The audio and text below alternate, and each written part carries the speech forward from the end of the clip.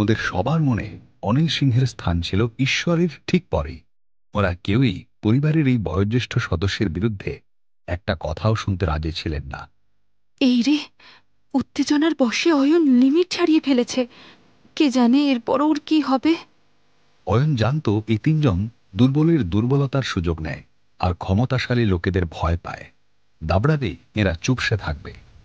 অয়ন রুষাকে বলে, চলো আমরা বাড়ি যাই। রুষার থেকে প্রজেক্টটা কেড়ে নেওয়া হয়েছে জেনে ওরও আর ইচ্ছে করছিল না অফিসে থাকতে, তাই ও অয়নের কথায় সম্মতি জানালো। ওরা দুজন চলে গেল।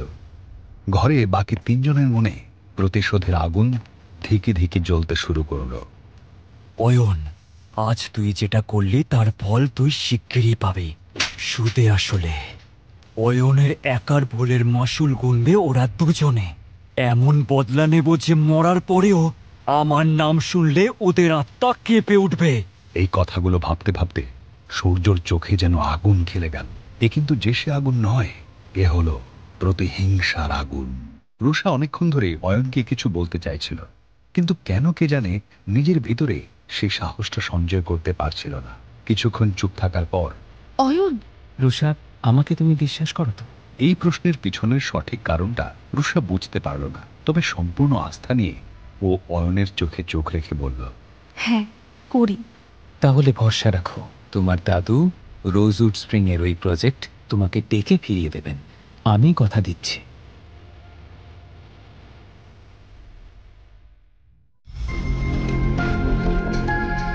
আরে সূর্য স্যার, আপনি? এতদিন পরে আমাদের কথা মনে পড়লো। রবিদার সঙ্গে দরকার আছে।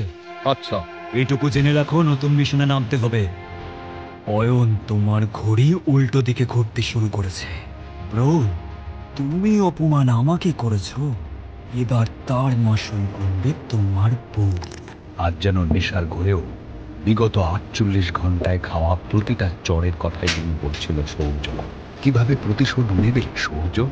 অয়ন কি রুষাকে এই আসন্ন বিপদের হাত থেকে বাঁচাতে পারবে? অয়নের দেওয়া কথা মতো রুষা কি সত্যি ফিরে পাবে ওর হারানো পথে? জানতে হলে শুনতে থাকুন এই গল্পটি শুধুমাত্র পকেট এফএমে। লিঙ্কটি রয়েছে ডেসক্রিপশনে।